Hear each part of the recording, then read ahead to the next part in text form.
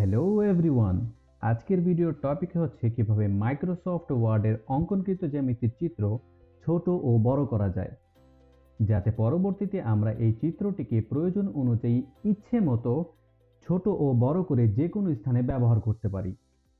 So let's go jump into the work.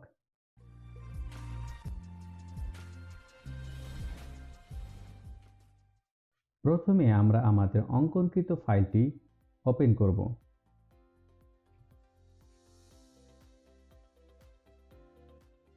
এই জ্যামিতির চিত্রটি আমরা কিভাবে অঙ্কন করেছি আপনি যদি শিখতে চান, ঘুরে আসুন আমার চ্যানেল থেকে এবং আই বাটনে ক্লিক করে ভিডিওটি দেখে নিতে পারেন। প্রথমেই আমাদের কাজ হবে চিত্রটিকে সিলেক্ট করা এবং কপি করা।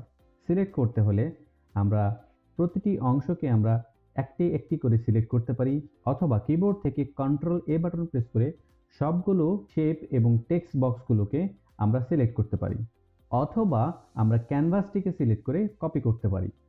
আমরা সহজ পদ্ধতিটি বাছাই করে নেব। আমরা ক্যানভাসটিকে সিলেক্ট করব, দেন চলে যাব হোম, দেন কপি। আরেকভাবে আমরা এটি কপি করতে পারি।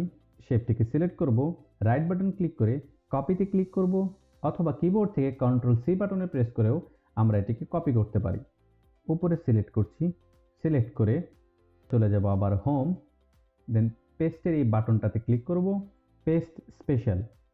তারপর আমরা সিলেক্ট করব পিকচার, ইনহ্যান্স, মেটা ফাইল, তারপর ওকে বাটনে ক্লিক করব। আমাদের অঙ্কনকৃত জ্যামিতির চিত্রটি একটি পিকচারসে কনভার্ট হয়ে গেছে। আমরা এই পিকচারের উপরে মাউসের লেফট বাটনে ক্লিক করব, কর্নারে বরাবর মাউসের লেফট বাটন নিয়ে যাব। মাউসের আকৃতি যখন দুটি অ্যারো কি চলে আসবে তখন মাউসের লেফট বাটনে ক্লিক করে ধরে রেখে উপরে বামে কর্নার বরাবর টান দেব। দেখতে পাচ্ছি আমাদের পিকচারটি ছোট হয়ে যাচ্ছে। ক্যানভাসটিকে সিলেক্ট করব, দেন কিবোর্ড থেকে ডিলিট বাটন প্রেস করব। আমরা যদি এখন এই পিকচারটিকে যে কোনো স্থানে স্থানান্তর করতে যাই, অবশ্যই আমাদেরকে এটিকে ওয়ার্ড টেক্সট করতে হবে। এটি করতে হলে আমাদের যেতে হবে picture format, word text, in front of text অথবা বিহাইন্ড টেক্সট। আমরা ইন ফ্রন্ট অফ টেক্সট করে দিলাম। এখন আমরা এই পিকচারটিকে যে কোনো স্থানে স্থানান্তর করতে পারবো। এই পিকচারটিকে আমরা সিলেক্ট করে আবার এটিকে বড়ও করতে পারবো। পিকচারের কর্নার বরাবর মাউসের পয়েন্টটিকে নিয়ে যাব। যখন মাউসের আকৃতির দুইটি অ্যারো কি চলে আসবে তখন মাউসের লেফট বাটনে ক্লিক করে ধরে রেখে নিচে কর্নার বরাবর টান দিব।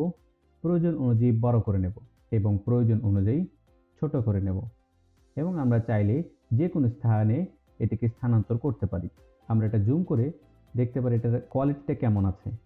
আমরা দেখতে পাচ্ছি পিকচারের কোয়ালিটি খুব ভালো রয়েছে।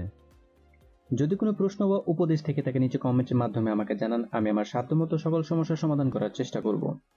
যদি আমাদের ভিডিওটি ভালো লেগে থাকে অবশ্যই চ্যানেলটি সাবস্ক্রাইব করুন এবং সর্বপ্রথম সকল লেটেস্ট টেক নিউজ এন্ড টিউটোরিয়ালের নোটিফিকেশন পেতে বেল আইকনটিতে প্রেস করুন।